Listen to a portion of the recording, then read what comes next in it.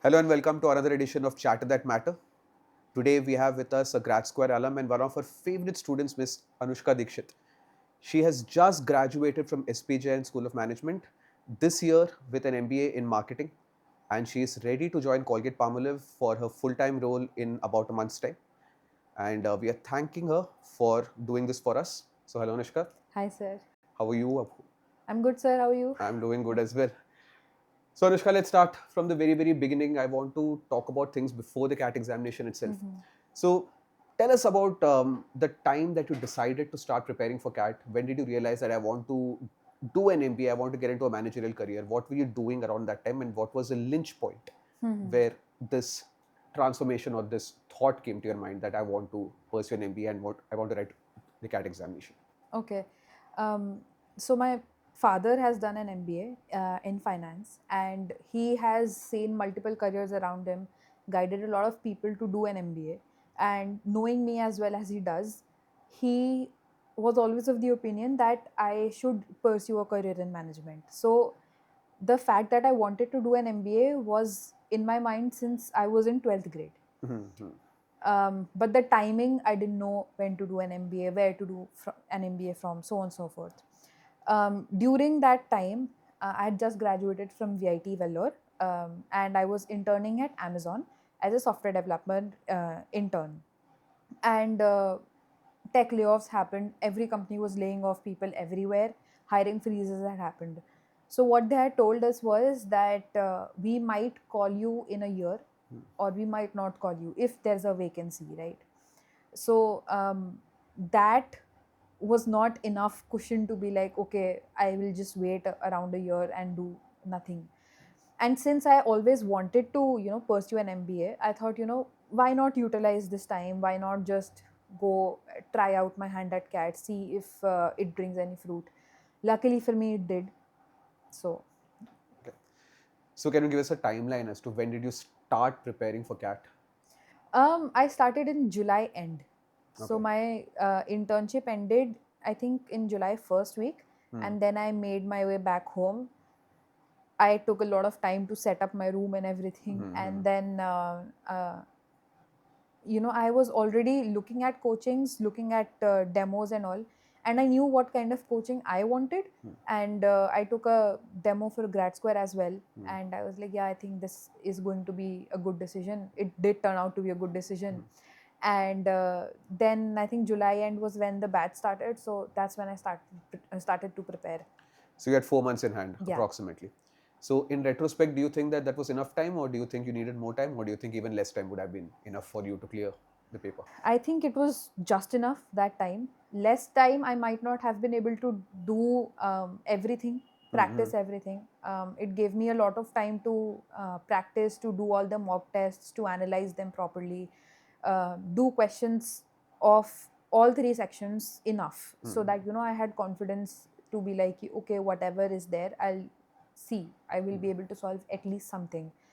But at the same time, I'm also happy I didn't have more time, because I am pretty sure that I would have gone into the overthinking spiral and been like, I don't know what is going on, I should do more. I would have started doubting myself and started to stray from my path, and that would have been disastrous. But you were not working full time at No. that point of time, and you just graduated. So tell me that what would you tell people who are working full time or are in college right now?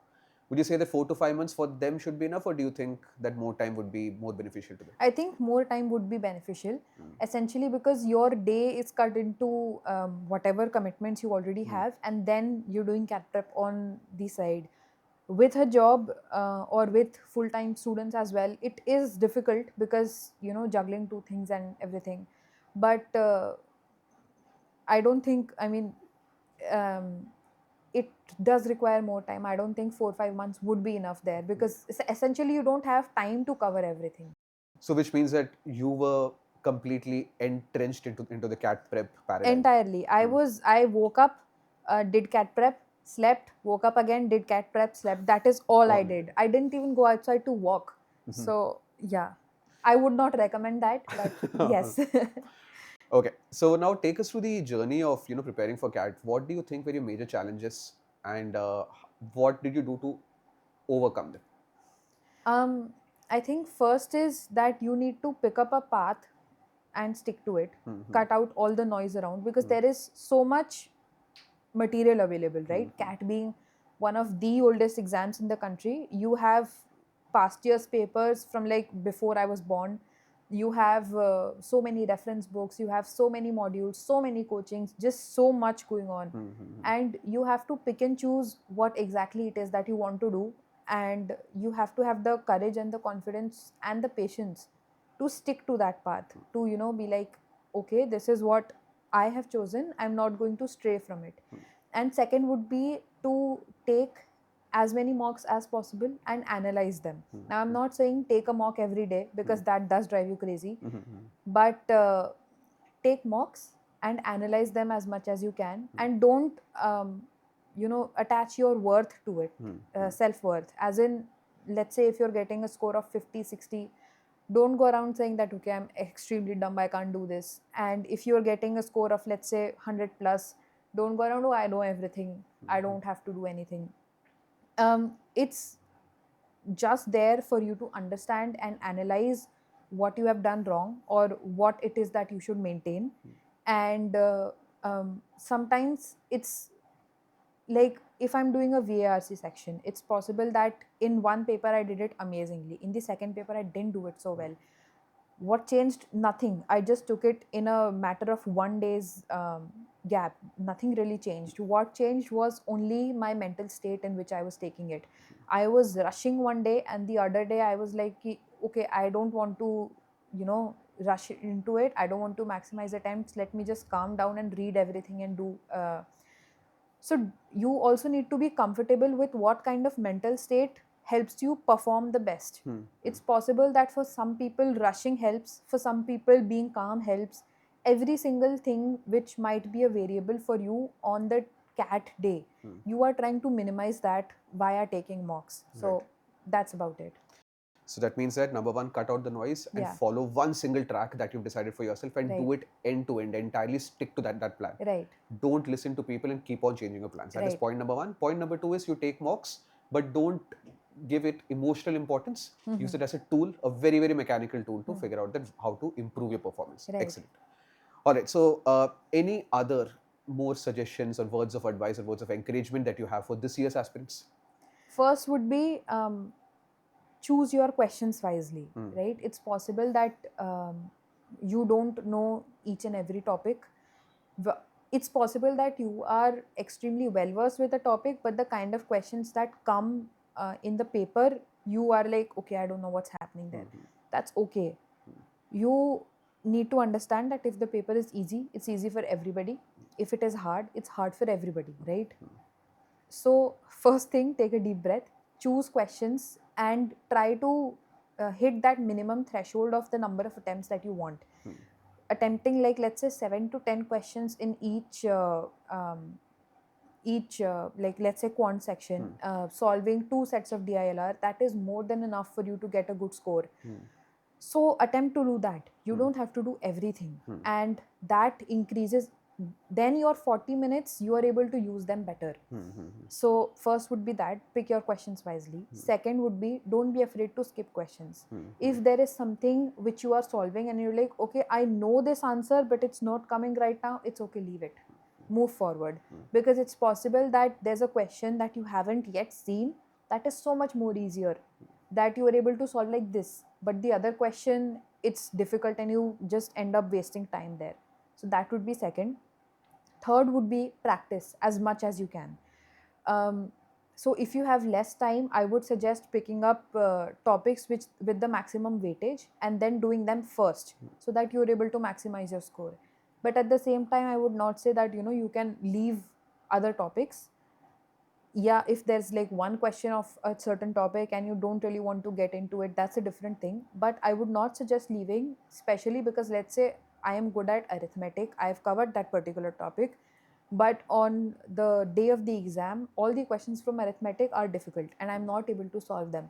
So I should have some backup of any other question. If, let's say, log throws me an extremely easy question which I should be able to do, so just because I didn't cover that, it should not remain like a regret in my mind that okay, this is something that I could have done. So yeah. Okay, so again, 3 points. Number one is that learn question selection based on what you are good at and what you can solve, and based on the level of difficulty of the question.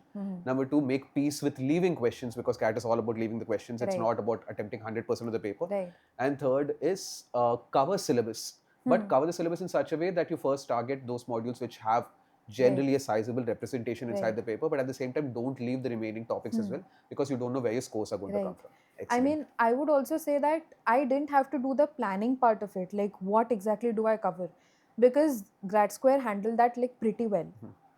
For me, it was just about, okay, this is somebody give me work, I will do that work.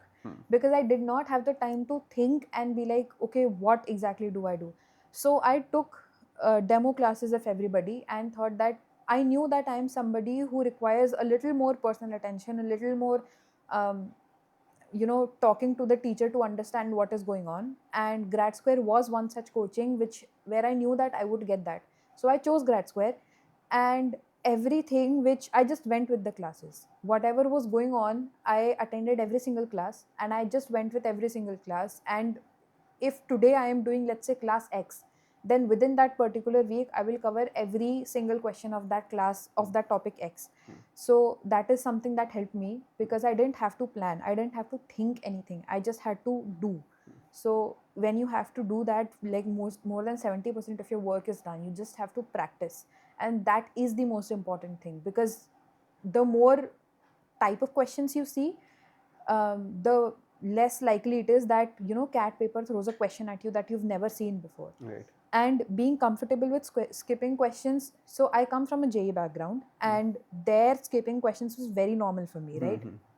And that really helped me with 2023 CAT, because it had like 7 questions of the same topic, and I was like, God, what is happening? So So these were 7 questions on the same topic, one after the other. Yeah, Right? So like first there were question 7 1 to questions of 7. arithmetic, then the Yeah. next 7 questions are algebra. It Exactly. was that year. Yeah, and I was like, okay, arithmetic, I don't know, everything is difficult. For some reason it was. So then I was able to skip 7 questions. I was like, okay, I'll just do questions which I would be able to do. And I did like 7 correct questions. I did 3 wrong, but thankfully for me, those 3 wrong were like non-negative marking. And still I was able to get a decent score. So yeah, that's about it. This, by the way, was the infamous CAT year when the quant cutoff went Yeah. almost in single digits. I think 95 percentile came at around 12-13 marks that year. Right. So yeah, that year no one could have predicted that what the paper is going to be about. But when you cover a breadth of topics, then you give yourself a better chance and opportunity in order to clear that particular cutoff. Right. And by the way, the reason why I said that you're one of our favorite students is because you never questioned us, or you didn't do anything beyond what we asked you to do. So you were like, okay, this has been said, I'm going to do this, and you did that to the T. And that's the best kind of students that we expect also to come to us. So yeah, that was a great experience mentoring you for CAT. Now let's go beyond the CAT examination. Okay, so you got calls from a lot of colleges. Now tell me that, do you think that preparing for the examination was more challenging or preparing for the interviews? I think there's a different challenge to both of them, but we tend to underestimate the preparation required for interviews, because you are like, okay, I just have to go and speak, right? What's the big deal? I can speak. Speaking has never been a problem for me. But what do you prepare? How do you keep them in those guardrails of, this is exactly where I want the interview to go? How do you make that interview go your way? What topics do you prepare? How do you prepare them? What do you say?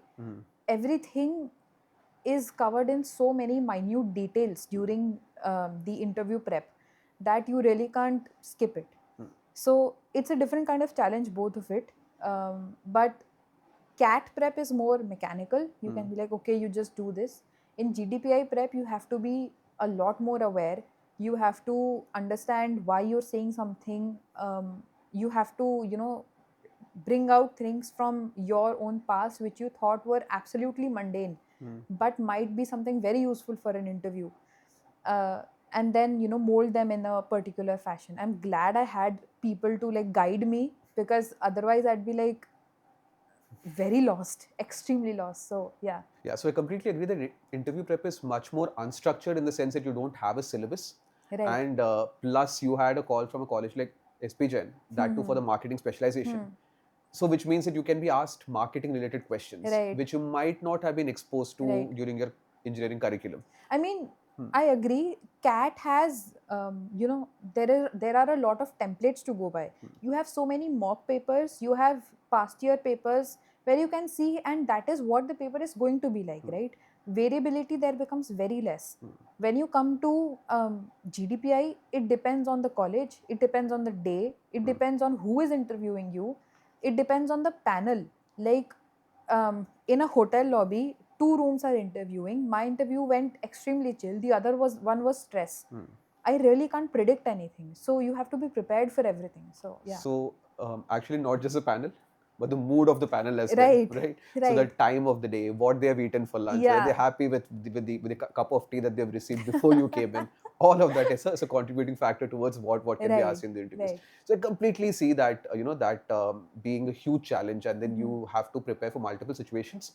As well as because there is no syllabus, as you said, there is no Right. pattern of interviews. You have to prepare for so many topics. Like I'm sure that you prepare for marketing, for economics, for current Right. affairs. You have to dig into your past, into your history, Yeah. prepare for self-awareness, prepare what your goals are going to be, understand what an MBA curriculum is all about, what's a Right. career in management Because going to they look will like. ask you, what do you want to do? Like, why do you want to do an MBA? Why MBA is a question which is always there, right? For many people, they do it because their parents ask them to, or because they're like, I want a better career, I want more money. But you really need to convince them that I want to do an MBA for this reason. Please let me in your college. So, for that, you really have to dig deep into yourself and understand why it is that you want to do an MBA and what answers are acceptable, what are not. Secondly, when you join GDPI prep, again you get mock interviews, right? You understand for SP especially, it was group interviews, right? So unless I've been in that group setting, I don't really know what other people might say, or how I can use somebody's point and then weave it around to bring around my point. So there are a lot of factors which you, again, mocks are essentially practice, right? So if you've practiced already for the big cricket match, then it becomes easier, right? So, I wanted to talk about specifically SPJIMR's process. As you said, they have a group interview. Right. They have a very, very different process of selection because there are 2 rounds as well.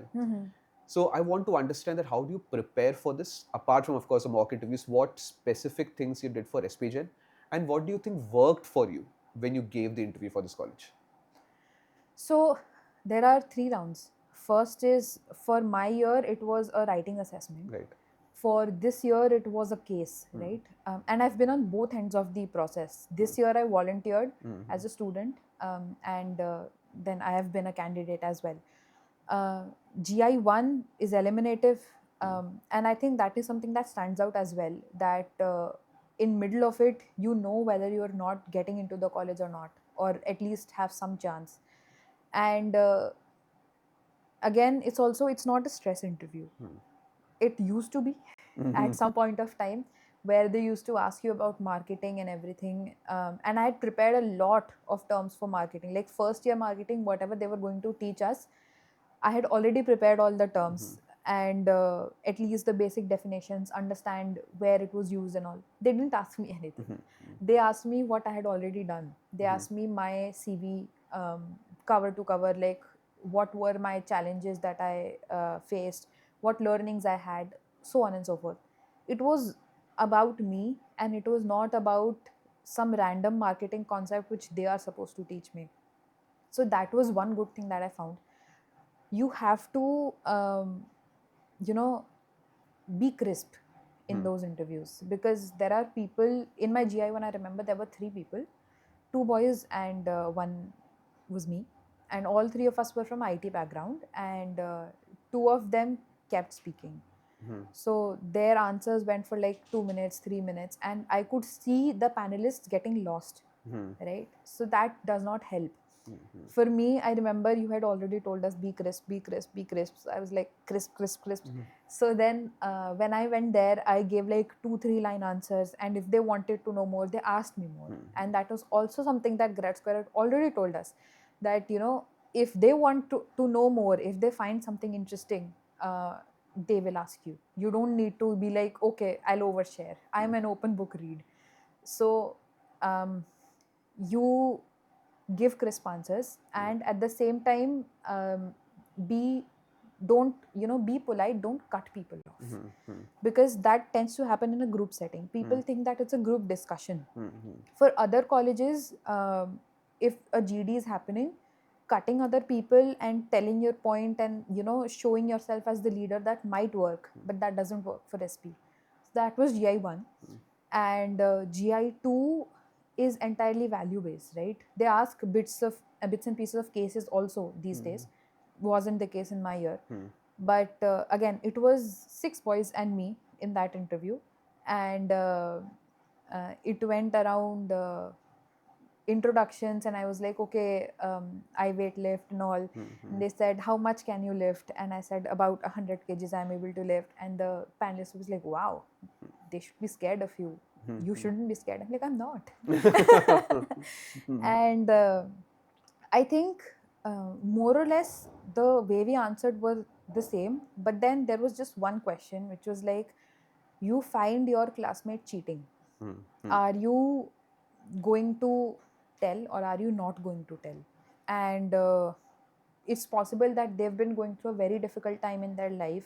They've not been able to study or something. Are you going to tell, or are you not? Everybody said that they weren't going to tell. They were going to consider what difficulties they went through. I took a little different approach. I told them that, there was a friend of mine who got into something like 8th grade or something, which they shouldn't have gotten into. I told my mom, who told their mom, and it was my best friend. But I lost that friendship over something which I believed was right. And that is who I am, and that is something I would do again. And that worked in my favor, because I think they were trying to see that, do you bend under when you have those circumstances change or not? Like, do you sympathize with somebody and then, leave your values, your morals to a side? Everybody else from that interview got wiped out, only I got in. Wow, okay. So I think, and that was the only question that I, answered differently. So GI2 often ends up being a kind of an enigma. Yeah. And as you said, that it's a test of values. So people can have different values until unless it's like a non-ethical value. Right. So I feel that more than you saying that my values are right, I think it was more about being able to express what your value system is. Right, exactly. So they first told us the question that, this is the situation. People gave kind of an answer, and then they said, what if this is the case, and then they changed it quite a bit. So people switched.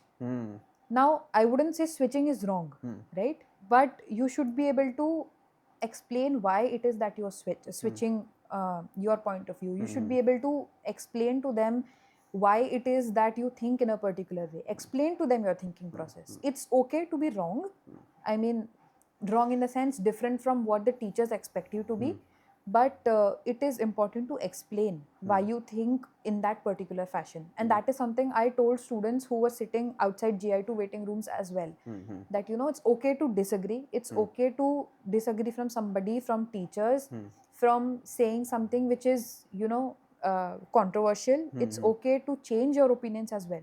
But you should be able to explain it and, convince the person in front of you that the way you are thinking, that makes sense. So, yes. So once GI2 was over, you don't get the results immediately. No. So what was your perception? Do you think that you did really well? Do you think that you would get through?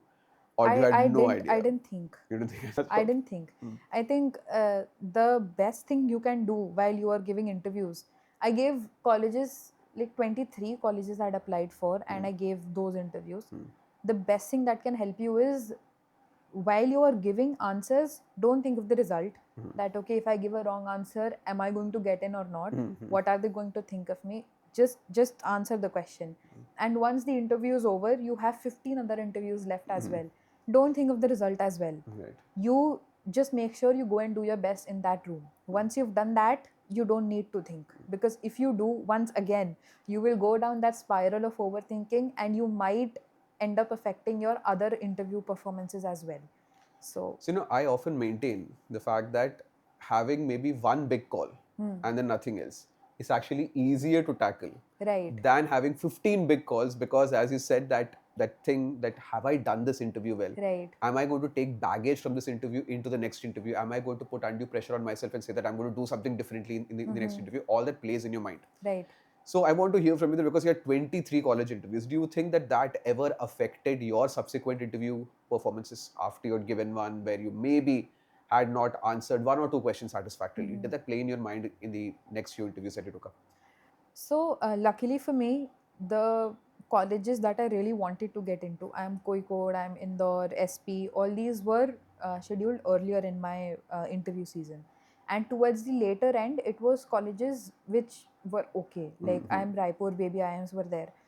So I knew that I did fairly well in those tier 1 colleges, and that gave me a cushion, because Baby IIMs sometimes can be really stressful for some Right. reason. So they take stress interviews, and when they did that, I had that question that okay, that interview went well, it's okay. But my 90% of my defense was I am not going to think about the results. I'll give you some examples. I'll not name the colleges, but there was this one college where 3 old professors were sitting, and that college, they really at one point wanted to hear a sorry from me. That is all. So I said, I'm really sorry, sir. I didn't understand that. I'm sorry. I will take that into consideration. And then it went okay. I understood that they wanted to hear sorry, because I think you or Ajay sir had told us that sometimes that happens. And I was like, yeah, that's what is happening. So I said, okay, I'll just say sorry, and then we moved on. The other one, they just asked me one question. They asked me, what is Earth eclipse? And I had a 30-minute interview around that question, right? I was able to answer that question in the first 5 minutes.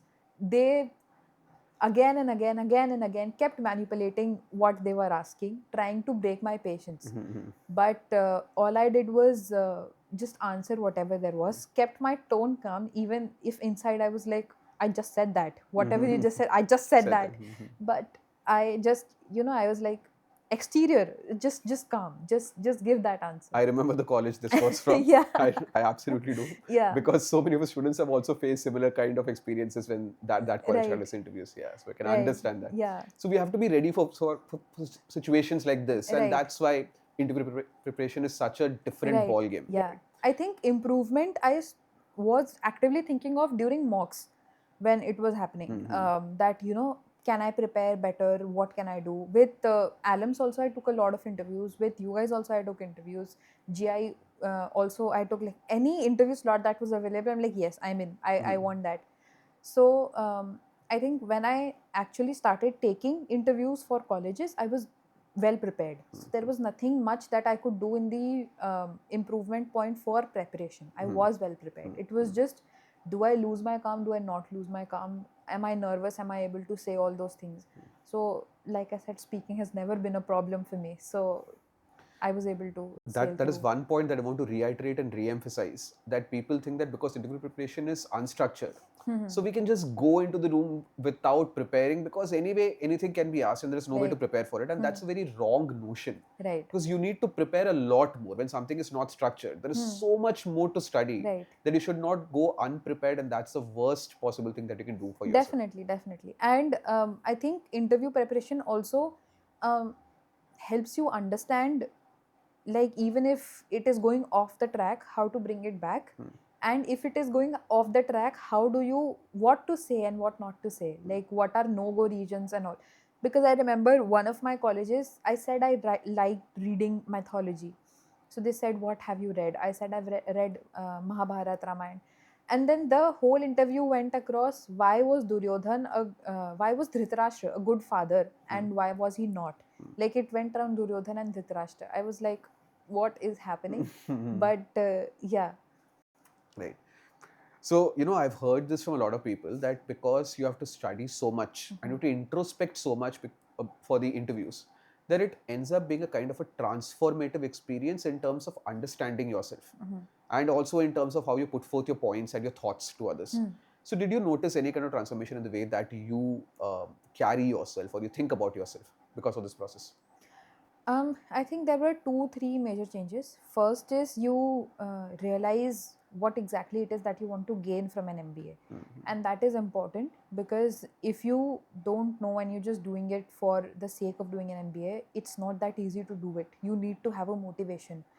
That especially around summer placements and all, it gets really tough. So you have to have that motivation. Okay, this is why I'm doing it. Your North Star. Second, I still and I used to speak a lot, right? So it gives you that measuring scale of what is important, what is not. How do you structure your thoughts and how do you keep it point to point? And third would be, you learn news, current affairs, and all, right? You are often just a passive reader of that news, that okay, this is happening, you're aware of it. But when you prepare for an MBA, you become an active consumer of news, that you're like, okay, if this is the problem, if I was in the situation to solve it, how exactly it is that I will solve it. So those 3 are the major things that I saw. Excellent. So I especially resonate with the second point, because I think that's what we worked on quite a lot. Right. That less is more. We need to know where to restrain ourselves and Right. what to give out and what to hold back. Right. And I think that is a skill that a lot of our students over the course of the years build rather when they prepare for the interviews. All right, so let's move past the interview process. So you got into SPJIMR, right? So that's a huge result. It's one of the best colleges in the country. In fact, I would say the best private B school in the country. XLRA graduates might disagree, but yeah, I would still maintain that.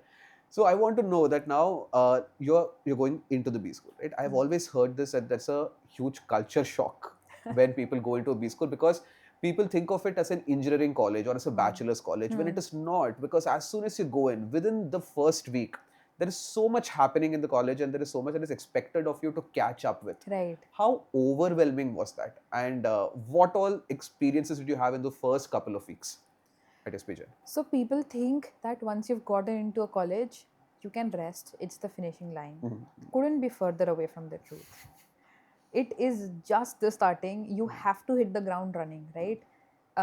Within 2-3 weeks, it hits you like a bus. Like it comes at you with full force, and if you don't catch up, then you are lost. Something or the other happens, right? Because within the first term, your academic start, you have a lot of seniors call you, and something or the other engagements, activities are going on. At the same time, your resume is being made, because summer placements are going to come. You are getting prepared by the seniors for summer placements. You also have random orientations which are happening. So everything, everywhere, all at once. That is what is happening. And you suddenly lose sleep, right? Not because it's not a choice. People need to understand that losing sleep in MBA is not a choice. It's just that so much is going on that you end up doing that. So once that happens, it is a culture shock. So yeah. Okay, so you said a few things there. You talked about academics. You talked about clubs and committees. You talked about orientation sessions. So let's approach each of these one by one. The part of an MBA that I don't hear people conversing about a lot is the classroom learning and the academics. So why do you think people don't focus on it a lot, and why do people talk about networking more, and then clubs and committees a lot more, and then internships and interviews a lot more, and maybe even case competitions a lot more? I want to understand that, is academics that easy to sail through, or is it something that does not take too much amount of your time? I think SP is academically heavier than other colleges, right? And I wouldn't say academics is easy. It's not, because I'm an engineer, and suddenly they're like, okay, finance. There are people from finance backgrounds who've done BCom, BSc, and then suddenly they're like, okay, quants. It's not easy. You're learning everything from everywhere, and that is important to learn. why people talk more about activities, clubs and committees, or maybe case competitions, interviews, because at the end of your MBA, that is a visible result which you are able to tell other people that, you know, I got into this company, this is XYZ is my package. And if you're not able to get that ROI, you know, people are like, why did you do an MBA? But that is not all there is. And that is a difference you see when you go into your internship. Because for a college which has taught you well, for teachers who have trained you well with a good curriculum, and if you have studied well, you go into an internship far more prepared than the people who have not done that. So you go there, you know what it is to expect. You already are 2 or 3 steps ahead. So you're And saying that academics actually translates into real world skills? it does. It definitely does. Again, it depends on the college and the curriculum, but for SP, it definitely did. So, for example, Renuka ma'am was taking our sales courses, right? And she had 2, 3 on the field projects, right? One was DILR's, Day in the Life of a Salesman. We shadowed a salesman and understood what exactly it is that they do. Went through the sun in scorching heat and everything. Second was interviewing retailers. So we were given areas, then we went and shop to shop, and then, you know, actually interviewed people, how to talk to them, how do you get them to give you 30 minutes of their time in a busy day and talk to them, get insights. Then Ashita ma'am teaches us branding in the first term, in the first marketing term. And there the project was with a company called Landor, and we had to rebrand a whole thing. So when you are actually working on these life projects, you get a lot of experience there, right? Nobody can teach you how to go and talk to a retailer, right? How to go and do sales, unless and until you've already done it. And with a well-designed curriculum, what usually happens is that you are able to understand those things. So when I went to Colgate for my internship, I already knew how to talk to the retailers. I already knew, okay, this is what my sales days are going to look like. I knew minute things, what to wear so that they would be more open to me, to wear my ID card or not. So I used to carry water with sabja seeds because it kept us cooler in the May heat of Mumbai. So you do that. You wear cotton. You what kind of footwear to wear, how to talk to them, how to talk to people who are being a little rude, how to talk to people who are shy. Those are so many minute things that you understand. And then my project was around designing a new product. There, branding comes in, right? How do you make sure that product A is different from product B, or are they the same product essentially? How do you brand it differently? How do you make features differently? And then marketing research was another topic. There, how do you ask questions without introducing a bias? How do you actually talk to people and be like, okay, how do you make them comfortable with getting questioned? Because I was going from house to house and asking people about their toothbrush, right? A 20 rupee thing, nobody thinks about it, right? But how do you make people think? How do you get those insights out of those? So, and consumer behavior, of course, those are the 4 basic marketing things that every marketing student goes through, right? There you understand how do ads change with times, what do you say in an ad, how do you say it, and so on and so forth. So that curriculum helped me a lot during my internship. Okay. One more thing that I want to talk about is with respect to academics is that people don't talk about the value of grade points. So the GPA, does it have any tangible impact on the kind of career that you will have forward? Like, of course, apart from classroom learnings, does getting a good grade contribute towards your success in terms of securing a good company? And if it doesn't, does it have any other benefits of having a great score academically? I would say academically, having a good score never hurts you, right? Having a bad score might hurt you in ways where you don't even realize. For example, there are people who say engineering grades don't matter. People who say that, okay, 10th and 12th, whatever you do, it doesn't matter. I have a 999 profile and it helped me get into so many IIM doors just because I have that profile. So many people who were not able to get that profile or don't have that, they weren't able to open those doors. So for SP, they don't send out grades to companies. So it doesn't really matter so much. But there are other colleges which do send out grades. So especially for consulting, what happens is that if you have a good grade, they see the consistency of a person performing. 999 profile is about that consistency, that okay, 10th was challenge A, then 12th was challenge B, then graduation challenge C, and every challenge you were able to understand that learning curve, change, and then get the same amount of grade which is there. So there it becomes important, especially in consulting. But apart from that, it does not matter so much. Especially people always say that MBA is more about learning, trying to understand what's happening in class and translating it into the real world. Grades are, I would say, a byproduct. A byproduct of it. Excellent. Okay, and as a teacher, I want to also know that how impactful it is to have good connections with your teachers, with your professors on campus, and what kind of benefits can that yield? I'll give you an example, okay? I was doing my internship and I was stuck. I had no idea how to go ahead from this point A to point B, right? I had some insights, and I was able to take like 30-ish some interviews, and that is a good number. But then I didn't know how to take out insights from that.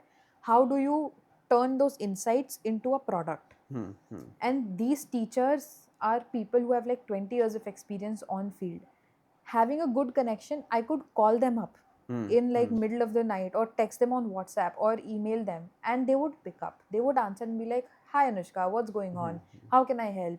And since I was lucky enough that my internship was in Mumbai itself, and my campus is in Mumbai, so I could meet those teachers in Mumbai. But for others also who were not on campus, teachers were available on call. So that really helps. Okay, so now let's move on to the remaining aspects, the clubs and committees on campus, and then you've got your case competitions, and then your live projects. How difficult or how easy it is to juggle all of those along with your curriculum? So for us, live projects were a part of curriculum itself. Okay. So that became easier. There were other live projects as well, which were apart from the curriculum, but that usually you tend to find time for it. It doesn't take more than an hour or two a day. When it comes to case competitions, people often underestimate how much pivot they can give you. So MBA, a lot of people do because of pivoting their career to a different field, right? But that often doesn't happen in SP because you've already decided the stream. And you get into that stream because of a particular justification that you're able to give. Case competitions help with that pivot a lot, because I have seen people from a engineering IT background get into marketing just because of one case competition. And there are some companies which hire exclusively from case competitions. So yeah, and a lot of case competitions happen, especially in your first year during summer placements. Like about 6, 7, or maybe more case competitions are going on every week for about a month or month and a half. Now, if those many are going on, it is difficult to give your 100% in each and every one of them.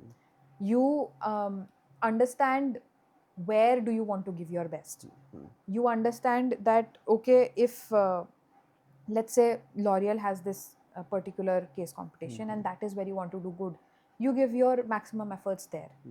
If it is, let's say, a Colgate case competition, you give your maximum efforts there. If it's a company you've never heard of, you don't want to go there, you don't give your efforts there. So you have to again cut out the noise. Once again, you have to understand where do you want to put an effort. Right. Do you have any advice for people who are going into a B school who are already asking me questions as to, sir, how do I prepare for case competitions? Is there anything that you can do before you get into a B school to equip yourself with any kind of skills to crack these case competitions? I think, well, first would be presentation. Whatever your thought process is, you should be able to express those in the slide. Now, case competitions, first, second round, they just go through your slides. They don't actually call you in person to present.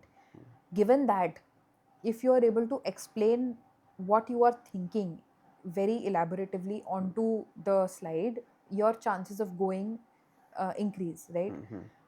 Your you also have to understand, let's say a company is working towards a particular solution, right? Read up on that company, understand what solution they're working towards, and try to align your solution with their already existing principles and solutions. When you do that, the solution seems more feasible to apply to that particular company, and the chances of you getting into the next round increase.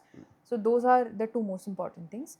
And then I would say connect with the people from your college, or even on LinkedIn from other colleges who have already won that competition, and understand what was their process which they went through. Right. There will be a lot of retail visits as well. Don't be afraid of going out into the field and asking questions to people, because that is something which, people, what they tend to do, they ask other students of that B school.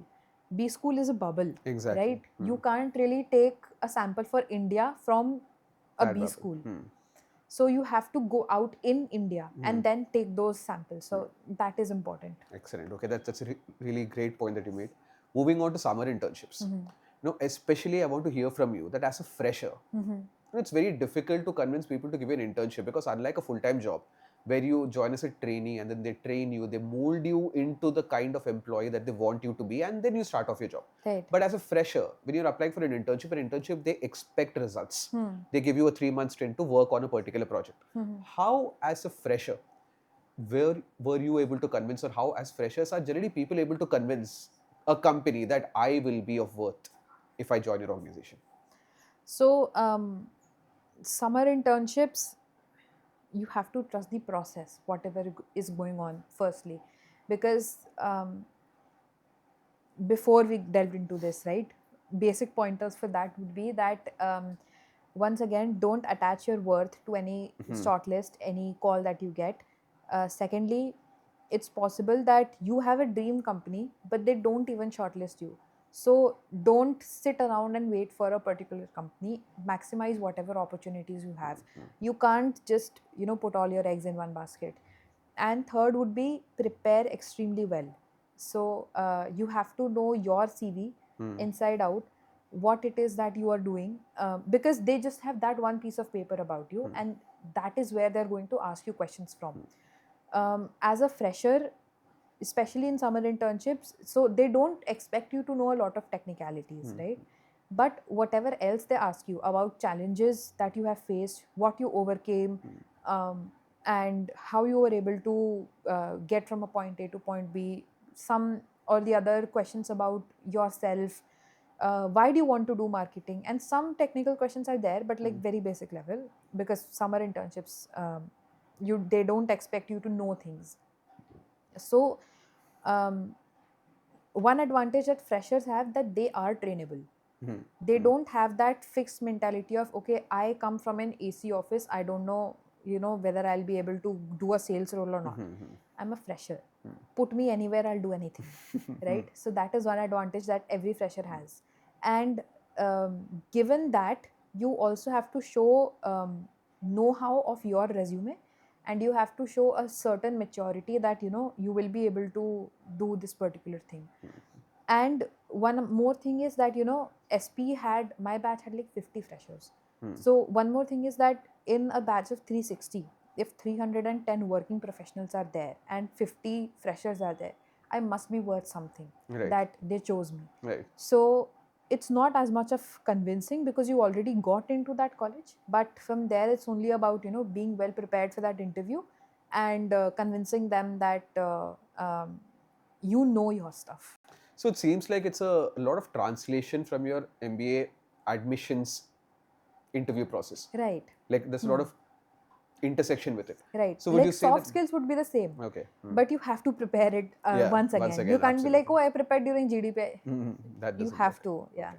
So tell me about your internship experience. Like, was it really rigorous, and did you actually get to do work hands-on, or was it like more of shadowing people and then watching others work? So for me, I had a project all to do by myself. And I actually had to go and talk to people on field, in homes, everywhere. So, market research that happened. Then I had to create a new product and all that, branding that happened. And then be on the field and understand, like, talk to people. And also sales was one thing. I was sitting with distributors, understanding how their targets work and all. So all three was there. And yes, I was able to do everything, and it was so exciting because I was like, oh, I learned this in class, and suddenly I'm doing it on field. So yeah, it was fun. And internship, what people don't understand, or what a lot of juniors have asked me also, is that my problem statement is so vague. That is how it is, right?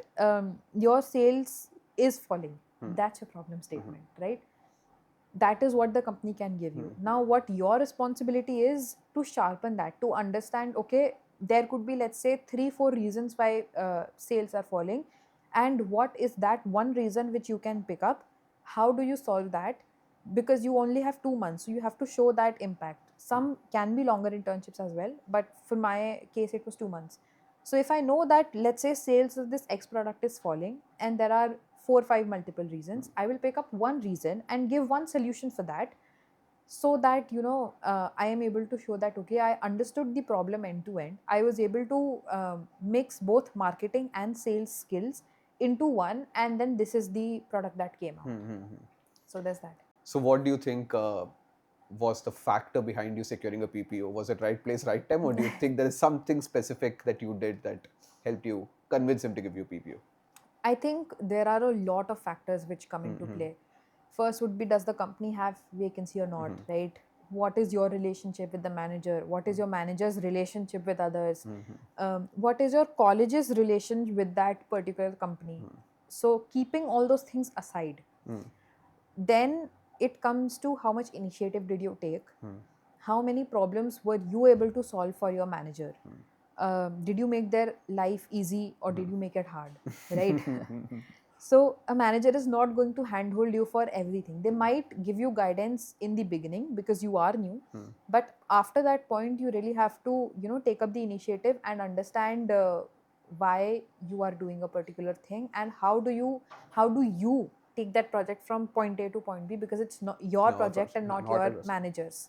Right. So don't expect micromanagement. Don't Right. expect that you are inside a classroom and you'll be given a syllabus and you have to Right. do There's this no and write it. spoon-feeding, yeah. Nothing like that. Yeah. So it is all about being proactive, being able to make your own decisions, and then owning the project that they're given to you. Right. Yeah. All right. So excellent. So you secured a PPO. So which means second year would have been very chill for you. Yeah. So tell me about your second year experience. What did you do throughout the second year at SPJ? So there are 3 terms. First term was minor, marketing minor, and I was studying marketing again. I was in the happiest place of my life, right? Then comes your so after your specialization subjects comes your minor, which you have to take other than your specialization subject. So I took operations. Next term I was studying operations, and then the last term, everything everywhere. Like one course here, and then I'm free, then I'm going and dancing, then I volunteered here, there. So it was pretty chill. I remember that first term when you're still waiting for your offer, if you're like, will I get this or will I not get this? And I remember I was nagging my placement representative, and I was like, when will they give me an offer? During lunchtime. And I come back from lunch, and I open my laptop for class, and there's the offer on my screen, and I was like, I don't think I can sit in this class. I need to go and shout somewhere. So yes, that was there. And then there's this feeling of, oh, my MBA is done. Yeah. So it just gives you that immense amount of relief getting a BPO. But yeah, that was my second year. Okay, now let me ask you about the flip side. The other set of students who have to now deal with the tension of final placements because they did not have like they don't have a PPO in hand, or maybe they have a PPO and they are not happy with it, so they are okay to rejecting that offer and they want to sit again. So from their perspective, what do you think are their challenges, and what do you think they should be doing? So while I haven't had first-hand experience, I was in the placement preparation cell, and I helped a lot with the preparation of both juniors and seniors. Now, what happens there is, you have to understand a lot of your batch is already placed. And it's possible that in a room, one person is unplaced and the other 2 are placed, right? They will be very chill. and you might look at them and be like, oh, it's okay to chill, but it's not. You have to get that extra bit of discipline in yourself, because you have to understand that not everybody will be working the same way, because some people are placed and they don't have to work in that disciplined fashion. But it's okay, it's not like not the end of the world. Secondly, that psychological safety net, that my summers want, okay, it's okay, I have final placements, that's not there, because this is your final placements, and there won't be any other placement cycle. So that safety net is less. Thirdly, it's much more technical this time. Okay. Because this time they expect you to know answers, they expect you to know technical things which are going on. Right. And fourth would be, you kind of have to justify why you couldn't get in. Okay. Right? I wouldn't say explicitly, like, that, okay, why didn't you get in? Why didn't you convert? But the companies which came for summers also come for finals, and they know that this person has done a summer internship somewhere. So if they have done a summer internship somewhere, why are they not in that particular company? So indirectly they want to find out that what is wrong with this person, when Right. actually nothing might be wrong. Right. It's just possible that they had a limited number of seats, and then again your work gets compared to every other intern of that company, right? If you have, like, let's say 100 interns and they have 50 seats, already 50 people are going to get rejected, but that doesn't mean that those 50 people are not capable. Right. There is a 50-50 chance, let's say a person who's selected and who did not get selected, they might end up in that seat of that company, but they didn't, and that's okay. I mean, that's just how it is. And that psychological pressure, I think, also comes because of the fact that in your campus now, some people are placed and you are not. And Right. the B school bubble that they're talking about, like I've Right. seen students from the best of the college, from SPJIMR Ahmedabad, IIM Bangalore, ISB, they start having an inferiority complex, Right. that am I not worthy Good enough. Right. Yeah. So do you think that that also was things that I you think- saw that people I experiencing? think that is there, but luckily, very, very luckily, that culture is not so pronounced in SP. SP. Now, during placements, people turn against each other. That is something which I have heard. I have not seen it. And I consider myself extremely lucky for that, because absolute strangers have showed up for me and asked me if I wanted food, if I wanted water, made sure that I was calm before interview, made sure that I was well prepared. They were taking my interviews. They're not even in my class. And there's just a common group chat where everybody said, okay, I am taking an interview on this topic, anybody who wants to join can come in, right? That is the culture that SP has, and that is the culture that we try to propagate. So let's say 50% people are placed, 50% are not, but it's the placement of the whole batch. So the people who are not placed are being helped by the people who are placed, that okay, how do you take that interview, what do you prepare, okay, if you are saying something, perhaps try to say it in this manner and not that manner. And there's this whole thing of, okay, camaraderie and doing it together. So that is something which is amazing about SP. Excellent. So graduated. How was the experience of the convocation? What are the feelings? What are the emotions? Are your parents happy? So my father didn't go. My brother is still young, so yeah. Okay. But my mother went. My father went to drop me, and my mother went for convocation. And it was Mother's Day as well.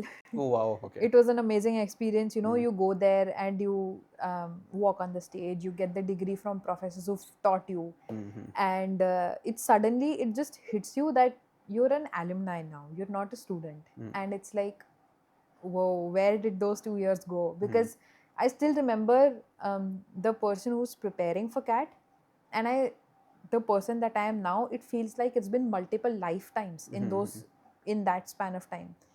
And yeah, it's a moment of pride and joy that finally this is over. And but at the same time, it's very bittersweet. And if somebody asked me if I had to do my MBA journey again, I would not change a single thing. So right. that's Okay. there. That's excellent. Okay. Now I want to ask you some questions in retrospect. In retrospect, now that you've done an MBA, what do you think are the misconceptions that people have about this degree? That before they get in, people think that they're going to do something during an MBA, but that's not true, or they're going to get something out of it which is not true?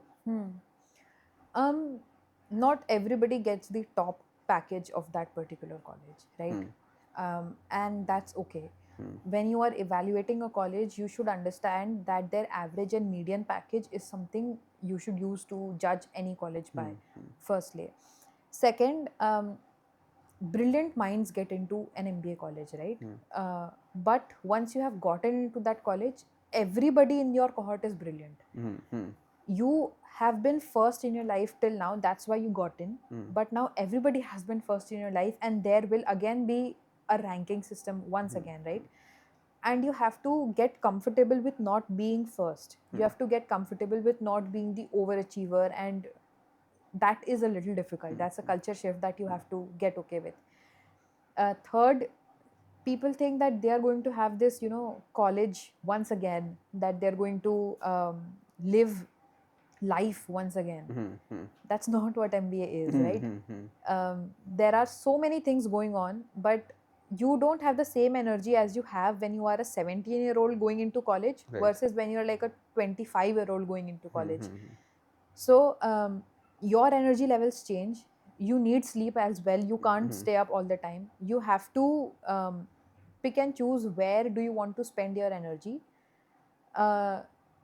You have to, So the feeling of FOMO has to be fought off. yeah, it has to be like, for example, let's say during final placements, Lodi and all is going on. There are people who are dancing and all, but you need to understand that if you are not, if you have an interview next day, then you are not supposed to be there. You're supposed to be preparing, right? Some people don't prepare for exams. Some people have to prepare a little extra to get the same amount of grades. You have to understand yourself very well, where your strengths are, and play them and keep playing them. Again, group projects as well. So people might think that everybody will work, and that's not the case. That's Absolutely. simply not the case. Sometimes you find good people who work. Sometimes you find people who are so busy that they might not work. You have to understand and prioritize there as well. So it's a lot about understanding people, lot about prioritization. It's not just a degree, it's about understanding and managing stakeholders, quite literally stakeholders, like your teachers, your friends, your social life, everything you start to manage mechanically. So that's something which has to be done. Right. So last couple of questions, Anushka. So first, I want you to give any kind of closing statements or words of encouragement and advice for MBA aspirants who are joining colleges this year. And then after that, I want you to advise students who have joined GradSquare this year, things that they should be doing to us. Anything that you have as suggestions. To MBA students, if there is one thing they can take away, is take it one day at a time. Don't think of the big picture, because it gets so much so fast. And that is something which everybody is going through. So just take it one day at a time. Make sure you wake up, you know what it is that you want to achieve that day. Just do that, sleep. You wake up next day and then do that.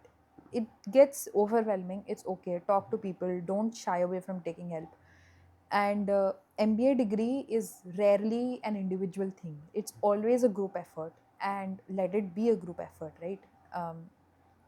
And for GradSquare students, follow everything that they are saying, everything. So I kid you not, after getting my raw score, right, I was expecting 99 percentile something. And with that, I was also hoping that at least one of ABC would call. I got a 98.6, which is, I'm not saying that's a bad score, but I was expecting a 99, and on that day I sat and cried. But I think if I would have gotten into an IIM where I had a general degree and not the marketing specialization, I don't know where I would have ended up. I don't know what company I would have ended up. I chose SP because you guys told me that SP is the best and you will not regret it. And I genuinely did not regret it. Like, had I gone into an IIM, I don't think I would have ended up into marketing. I don't think I would have ended up loving marketing so much. I don't think I would have ended up in Colgate. Had I gotten 99, I would have not been able to choose SP over any other IIM. But I chose SP, and thank God I chose SP, because that place has become my home, and I've just learned so much there. It's just meant to be. So yeah. Yeah, so destiny has a funny way of Right, finding you. right, Yeah. exactly. I thought what was a very bad result turned out to be one of the best things in my life.